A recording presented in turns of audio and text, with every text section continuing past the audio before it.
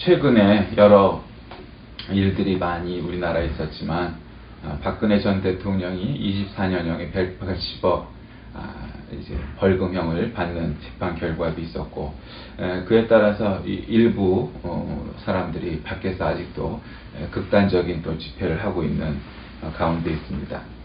촛불 집회 이후에 벌어진 우리나라의 참 역사는 참 드라마틱한, 그래서 아마 이 다음번에도 어떤 사람 말하기를 조선시대 장희빈 이상 가는 그러한 스토리들이 계속 벌어질 만한 그런 사건이다. 예, 그렇게 말하고 있죠.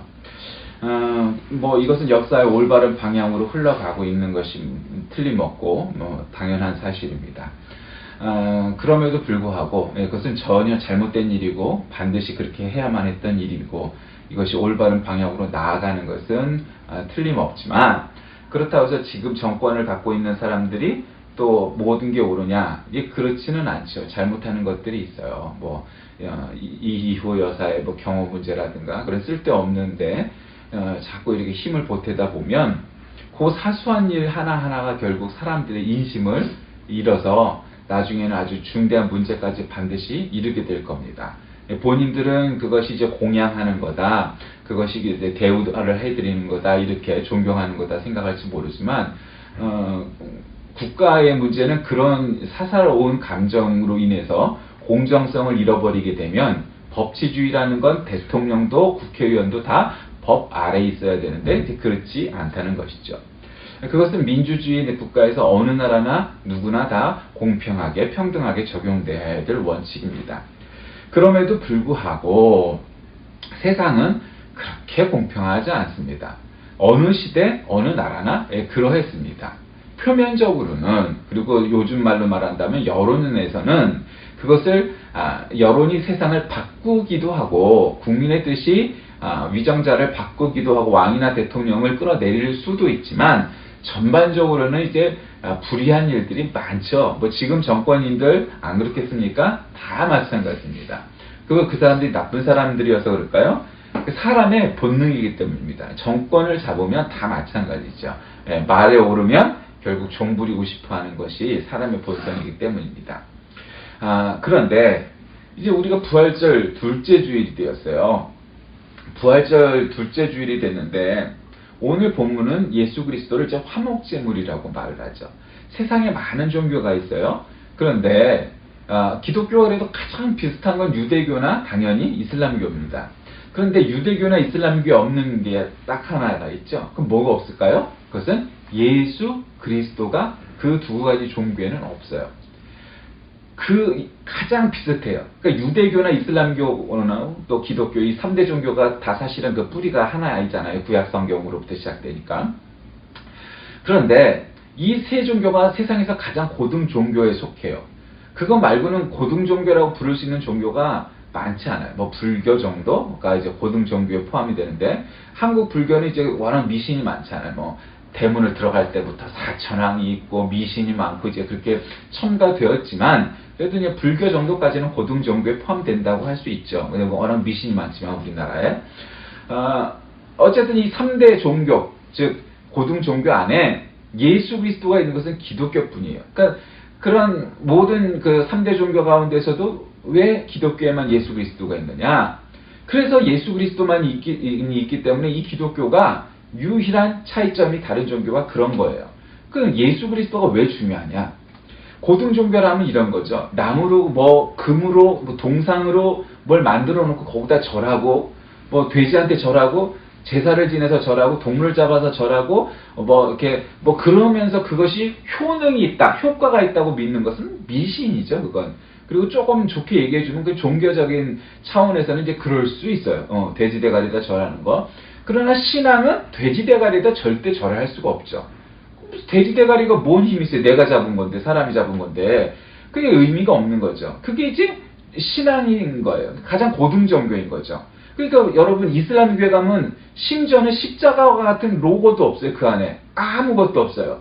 오직 방향만 있어요. 메카를 향하여 절하는 그거밖에 없어요. 그러니까 아무런 어떤 형상도 만들지 않아요. 왜 그래? 우상을 만들지 말라고 했기 때문이죠, 성경에서. 유대교도 마찬가지예요. 그런데 그 유대교나 이슬람교에 없는 딱 한 가지는 예수 그리스도였어요. 예수 그리스도가 왜 중요하냐? 예수 그리스도가 중요한 까닭은 한 가지입니다. 예수 그리스도는 하나님이시면서 하나님의 아들이신데 그분이 이 땅에 인간의 몸을 입고 오셨어요. 그래서 성육신, 육화, 인카네이션이라고 표현하는 말인데, 그러니까 여러분 전지전능한 하나님이 인간이 된다는 것은 능력적으로는 우리가 그게 불가능하겠어요? 전지전능하신 하나님인데 신이 그거는 능력적으로는 우리가 어느 종교를 가져 있다고 하더라도 그것은 부인할 수가 없어요. 그런데 다만 어느 종교에서도 혹은 어느 신앙에서도 신이 하나님이 인간의 몸을 입고 실제로 인간의 땅에 오셨다라고 말을 하는 종교는 거짓조차라도 없어요. 흉내라도 없어요.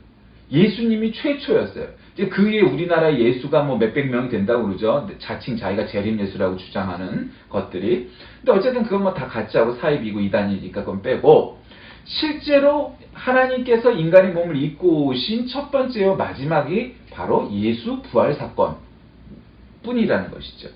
그래서 그분이 우리를 위하여 오셔서 우리를 구원하시려고 십자가를 지시고 돌아가셨다가 부활하셨다. 즉 우리의 구세주, 구속주, 창조주이시면서 구속주이신데, 그 사건, 즉 십자가와의 죽음과 부활 사건을 위해서는 우리에게 화목 제물로 오셨다는 거예요. 화목이라는 게 뭐예요? 우리가 화목하다는 건 무슨 뜻인지 아실 거예요.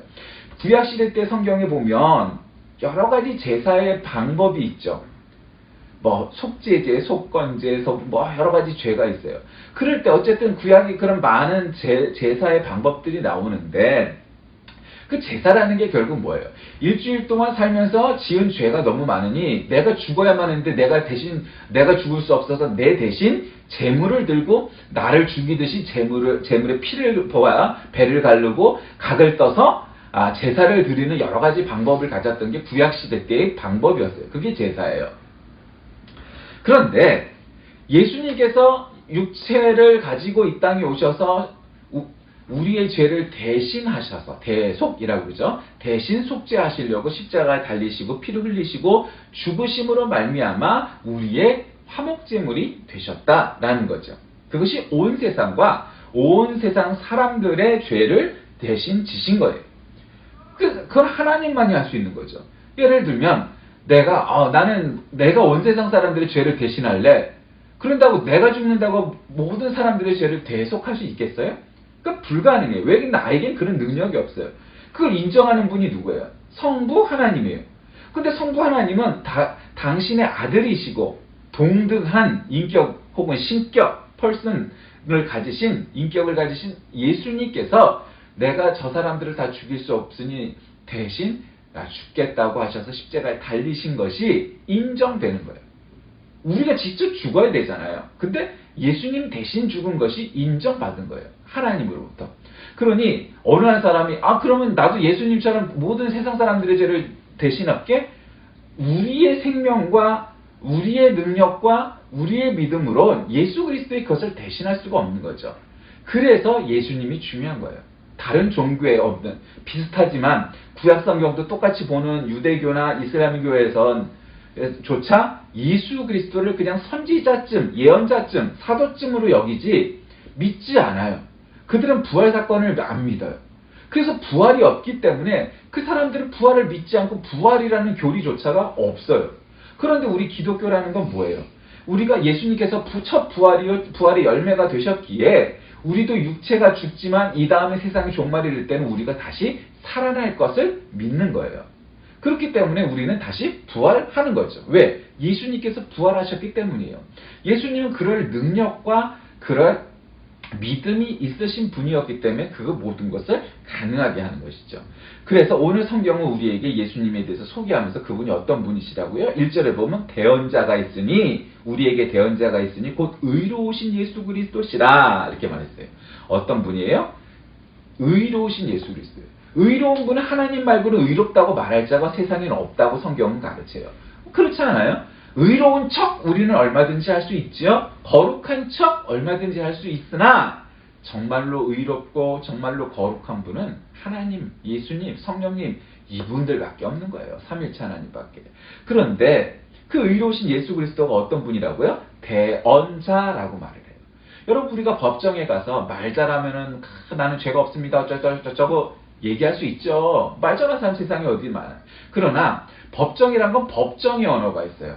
그래서 우리가 변호사를 사는 거 아니에요. 그래서 변호인을 사서 변호인이 법정 언어에 맞게 말을 해달라고 변호사를 사는 거지, 변호사가 나보다 말을 잘하거나 나보다 착하거나 뭐 나보다 능력이 커서가 아니에요. 그는 법정의 언어, 법정의 논리를 아는 사람이에요. 그래서 우리가 변호사를 통하여서 우리를 변호하라고 우리를 변호인으로 삼아요. 그리고 또 딴 데 가서도 마찬가지예요. 어느 사회나 그 속에 속해 있는 사회의 언어가 있어요. 법칙이 있어요. 룰이 있어요. 다 그렇게 마련인 거예요. 그래서 법정에서 혹은 병원에서 또 다른 곳에서마다 각 전문가들의 의견들, 예를 들면 예술이면 예술이에요. 여러분, 어떤 사람은 피카소의 그림을 처음 보면 어떤 생각이 들겠어요? 어린아이가. 에이, 나도 이만큼은 그리겠다. 그리고 비슷하게 실제로 그렇게 그려요.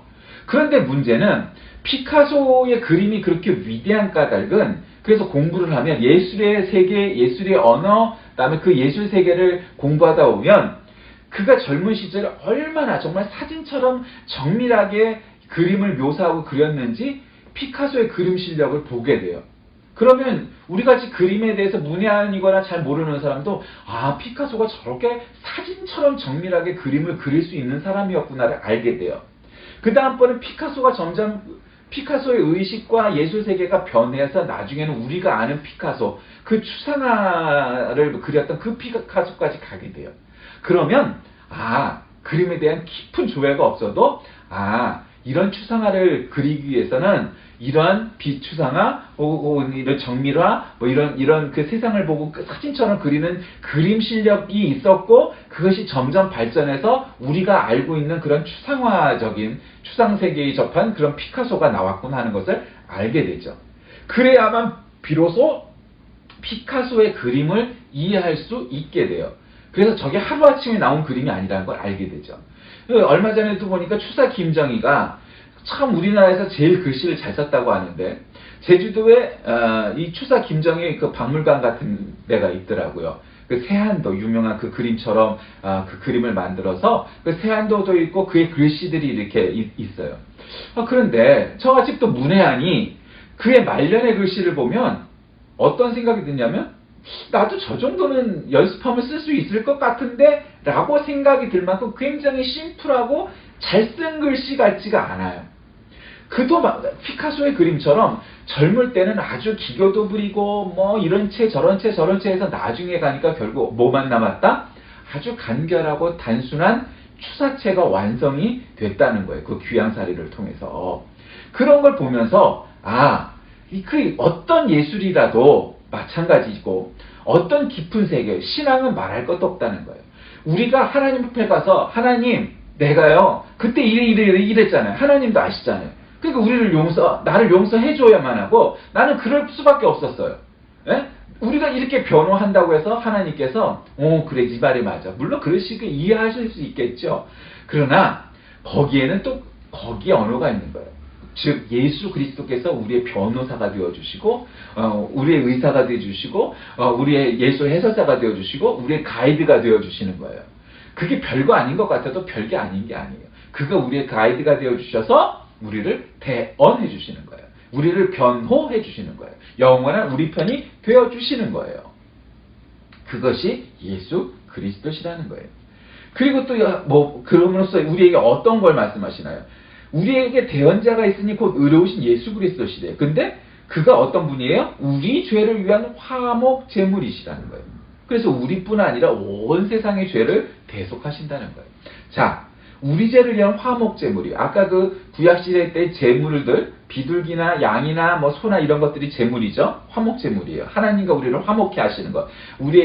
하나님과 우리 사이에 있는 죄를 깨어놓고 그것을 풀어주기 위한 화목 제물이시 예수 그리스도예요. 근데 뒷말이 참 한번 생각을 해보세요. 우리만 위할 뿐 아니요 온 세상의 죄를 위하십니다. 여러분, 앞에 이야기는 우리가 너무 잘 아는 거예요. 그냥 믿건 안 믿건 우리는 알 수 있어요. 안 믿는 사람도 이 얘기는 알아요.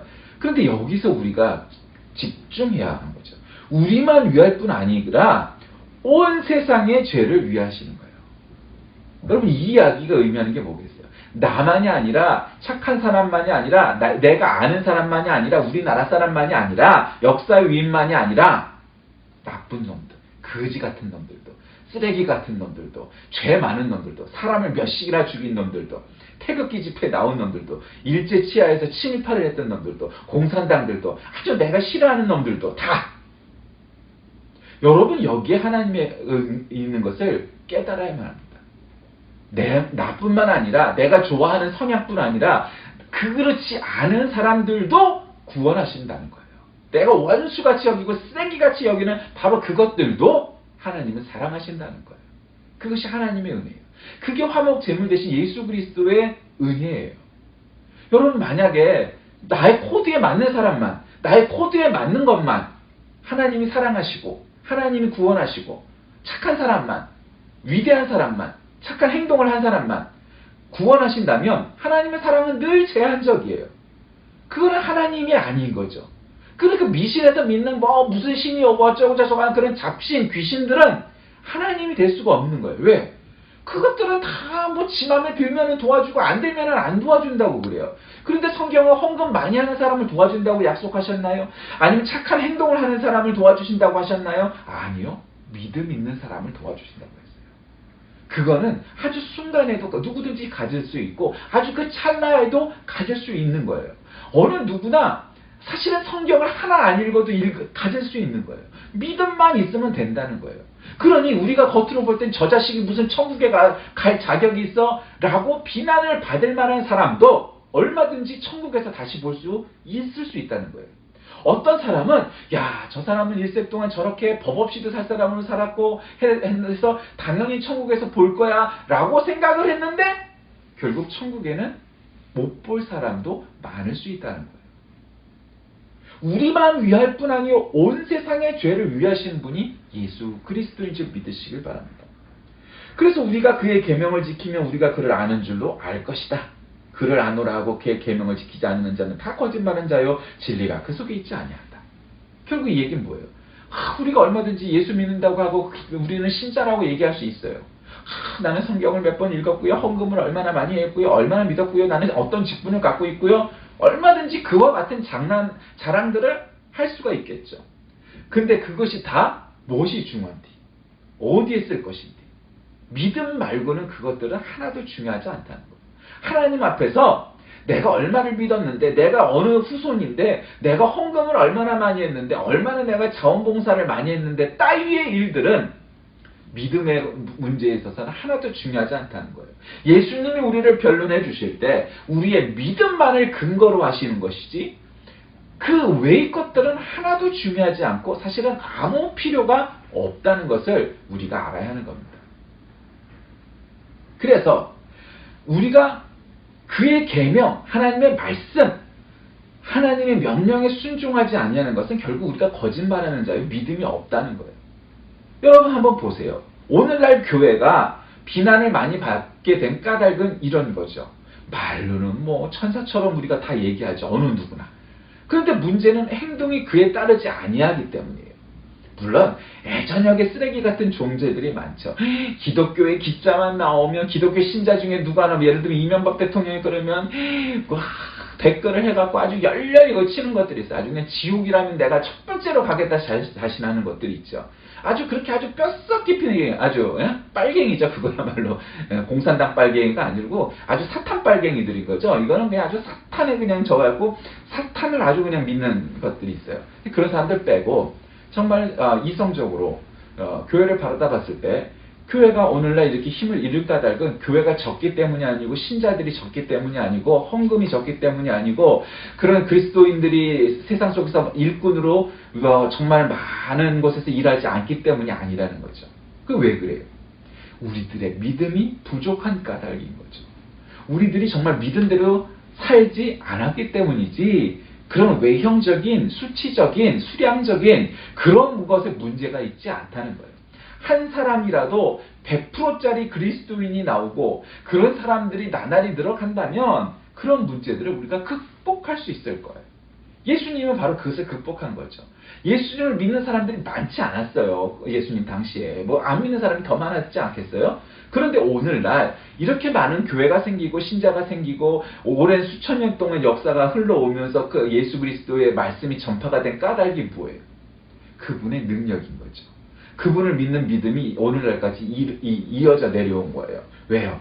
예수님은요, 우리나라 사람만, 나만, 내가 좋아할 만한 코드만 좋아하시는 게 아니고, 나를 반대하는 사람, 나를 미워하는 사람, 나를 싫어하는 사람, 내가 쓰레기같이 여기는 사람, 저 아주 사탄 마귀야 라고 할 만한 사람들조차도 사랑하신다는 거죠. 그것이 성경의 교훈이에요. 그리스도인은 그래서 나하고 다른 사람들을 비판을 얼마든지 하고 비난도 하죠. 누군들 안 하겠어요? 미워할 수 있죠. 그러나 종국에는 그 원수를 사랑하라 하는 하나님의 말씀처럼 우리가 그들을 돌아봐야 하는 거예요. 그러지 않으면 그것은 거짓말이고 그것은 진리가 그 안에 없다는 거죠. 누구든지 그의 말씀을 지키는 자는 하나님의 사랑이 참으로 그 속에서 온전하게 되었나. 이로써 우리가 그의 안에 있는 줄 안다. 우리가 증명해야 된다는 거죠. 그의 안에 산다고 하는 자는 다 그가 행하신 대로 자기도 행해야 한다라는 거예요. 결국 하나님의 자녀가 되는 것은 우리가 하나님 앞에 한번 생각해 보니까 하나님을 만나려고 하니까 우리에게 문제가 되는 게 있어요. 그게 뭐예요? 죄예요. 그래서 하나님 앞에 하나님 나는 태어날 때도 이런 원죄가 있었고 태어난 이후에도 이런 죄 저런 죄가 있고 하나님 앞에 속죄를 죄를 회개를 하면 하나님께서 그래 네가 이런 죄가 많고 허물이 많고 지금도 마찬가지 있지만 내가 너를 의롭다고 여기겠다. 의인이라고 말하는 그럼 우리가 거듭나는 거죠. 중생, 신생하는 거죠. 그러면 우리가 하나님의 자녀가 되는 양저됨을 거쳐서 중생 거듭나는 거예요. 근데 그것이 하나님 하늘에서 빛이 팍팍 뭐 번개가 내려오고 그런 것이 아니고 내가 깨달아지는 거예요. 내가 하나님 보고 저절로 눈물이 나는 거예요. 왜? 아니 우리가 뭐 어디 앞에 가고 여러분 사람을 죽여도 아니 나라를 팔아먹은 최순실이나 박근혜 같은 그것들도 떳떳하고 지들이 의인이라잖아요. 세상이 잘못했고 정치 보복이라잖아요. 그것들이 이 나라를 팔아먹고서도 사리사욕으로 수조 원을 갖다 띵겨먹고서도 여러분 띵겨먹으려면 그 정도 띵겨먹어야 그게 도둑이지 그까지 얼마 몇 푼 하는 건 도둑도 아니에요. 박근혜처럼 띵겨먹어야 그게 도둑이죠. 그러니까 결국 그렇다고 지금도 좋다고 1번 찍고 하는 것들이 있잖아요. 지금 2번 됐지만 어쨌든 그 얘기 계속하면 아이들 또 저기 하니까 어쨌든 그런 것들도 있어요. 그 사람 같지도 않죠. 회개도 안 해요. 지들이 잘못도 안 해요. 아니 나라 돈을 수천억 원, 수조 원을 갖다가 뒤로 해놓고도 잘못했다는 얘기 아니에요. 그리고 나도 이순신 장군처럼 자서전을 써야겠다. 그따위 얘기를 하고 있어요. 이게 사실은 정신병자죠 다. 근데 그 정신병자를 보고 또 조화들을 해. 그것들도 정신병자죠. 세상에는 다 사실 정신병자가 더 많아요. 그러니 정상적으로 우리가 살려면 결국 뭐 해야 되겠어요? 우리가 뭐 하나에 미치면 그렇게 정신병자가 되지 않으려면 화목제물이신 예수 그리스도를 중심에 둬야 돼요. 여러분 우리가 온도계가 필요한 까닭이 뭐예요? 나침반이 필요한 까닭이 뭐예요? 지도와 내비게이션이 있는 까닭이 뭐예요? 사람은요 나는 늘 한 군데 있는 것 같지만 그렇지 않아요. 늘 움직여요. 그렇기 때문에 나침반이 필요하고 지도가 필요하고 내비게이션이 필요하고 이런 것들이 필요한 거예요. 그렇듯이 결국 우리 인생에는 예수 그리스도라는 나침반이 예수 그리스도라는 내비게이션이 필요한 줄 믿으시길 바랍니다. 그래서 그 화목제물 대신 예수 그리스도 뒤에 서야만이 우리가 이 인생길에 승리할 수 있는 거예요. 우리가 최고의 학벌을 갖지 않아도 최고의 지식을 갖고 있지 않아도 최고의 선한 양심이 없어도 우리가 최고의 능력이나 달란트와 재능이 없어도 인생을 성공적으로 사는 데는 아무런 문제가 없어요. 얼마든지 행복하게 살 수 있어요. 그러나 내 평생 정말 행복했다라고 여기는 이들도 결국 나중에 지옥에 간다면 나중에 예수 그리스도도 모르고 일생을 살았다면 그 인생을 모르는 거예요. 예수 없는 인생이 도대체 그게 동물하고 뭐가 다르겠어요? 우리가 동물하고 다른 한 가지는 우리에게 영혼이 있기 때문에 그 영혼으로 우리 육신은 우리 육체의 부모로부터 왔지만 영혼은 하나님으로부터 왔다는 것을 알고 믿고 깨닫는 거예요. 여러분 지금 북한에서 타가소의 어린이집에 갔다 온 애들이 묻는데잖아요. 엄마 아빠한테 당신들은 누구셔? 이런 데잖아요. 야 내가 네 엄마지 내가 아빠지 그럼 우리 아버지는 김정은 수령님이신데 우리 어머니는 조선노동당인데 그런 데잖아요. 여러분 그렇게 말하고 믿는 사람들도 있어요. 그건 말 같지도 않은 소리들. 그런데 그 속에서 행복하다고 스스로들이 생각을 해요. 연기가 아니에요. 그런데 이제 그게 다른 세상을 보고 깨달아지면 그것이 거짓이었다는 것을 알게 되죠. 여러분, 우리도 마찬가지예요. 그 사람들보다는 한 단계 위지만 우리도 또 다른 김정일, 김일성 같은 그런 또 다른 신을 만들어냈어요. 그것이 돈이기도 하고 명예이기도 하고 권력이기도 하고 또 다른 멋일 수도 있어요. 그래서 결국 진리이신 생명이신 예수 그리스도를 알아보지 못하고 진리 안에 거하지 못하면서 우리가 깨닫지 못하고 화목제물이신 예수 그리스도를 맞아들이지 못하고 사는 인생도 너무도 많다는 겁니다. 말씀을 정리합니다. 오늘 이 말씀은 우리에게 화목제물 되신 예수 그리스도께서 나뿐만 아니라 남도 또 내가 좋아하는 코드뿐만 아니라 그렇지 않은 것도 우리나라뿐 아니라 세상 끝까지도 기독교 신자만이 아니라 그렇지 않은 사람들도 또 기독교인들뿐만 아니라 그 그리스도인들을 핍박하는 그런 쓰레기 같은 인생들도 하나님께서는 사랑하시고 그들을 구원하시기 위해서 십자가에 달리셨다는 사실을 우리는 깨달아야 됩니다. 그래서 우리는 내가 좋아하는 성향, 내가 좋아하는 사람뿐만 아니라 그렇지 않은 곳까지도 인정할 수밖에 없는 겁니다. 나는 싫어 지금도. 나는 미워. 나는 가까이 하고 싶지도 않아. 그런데 그럼에도 불구하고 성경은 그들을 화해하라, 용서하라, 이해하라, 심지어는 사랑하라고까지 말씀하시는 겁니다. 초대교회 시대부터 적그리스도는 많아왔고 지금도 마찬가지죠. 요한 1서의 저자는 이제 우리가 보통 사도 요한이라고 말하는데 거짓 그리스도를 분별하는 시금석을 뭐라고 그랬어요? 예수 그리스도예요. 여러분, 종교에도 예수 그리스도가 있느냐 없느냐가 진리와 비진리를 구분하는 겁니다. 사람도 마찬가지입니다. 그리스도인이라고 말을 하지만 그 안에 예수 그리스도가 계신지 안 계신지가 결국 진짜냐 가짜냐를 판단하는 것입니다. 적그리스도가 난무하는 이 시대에 하나님의 교회, 하나님의 성도들, 하나님의 자녀들은 복음과 진리를 지키고 보호하는 데 힘써야 하고 또 널리 전도하고 선교하는 데 앞장서야 할 겁니다. 그 무엇보다 실천해야 될 첫 번째는 우리가 예수님께서 우리에게 가르치신 것처럼 너희뿐만 아니라 너희 아닌 사람들도 사랑한다는 사실을 깨닫고 그 말씀대로 살아가야 한다면 화목제물 되신 주님께서 우리 안에서 다시 부활하시는 사건이 있을 것이고 또 다른 작은 예수, 부활하는 예수, 그것을 증거함으로 세상이 점점 복음화될 것입니다. 이 사역에 동참하는 저와 여러분이 다 되시길 주의 이름으로 간절히 기도합니다. 살아계신 하나님, 나와 비슷한 사람을 사랑하고 이해하는 것은 쉽지만 그렇지 않은 사람들을 받아들이고 이해하는 것은 참 어려운 일이고 어쩌면 불가능한 일입니다. 믿음이 아니고선 우리가 그럴 필요도 없고 그럴 이유도 없음에도 성경은 우리에게 원수까지도 사랑하라고 말씀하셨듯 세상은 그런 사람들조차도 구원받아야 되고 하나님께서 사랑하시는 존재임을 깨닫게 합니다. 그것이 십자가에 달리시고 돌아가시고 부활하셨던 화목제물 되신 예수 그리스도의 은혜임을 깨닫습니다. 우리 모두 그 사실을 깨달아 세상을 향하여 이 예수 그리스도의 사랑을 전파하는 우리 모두가 되게 하여 주옵소서. 예수님의 이름으로 간절히 기도드립니다. 아멘.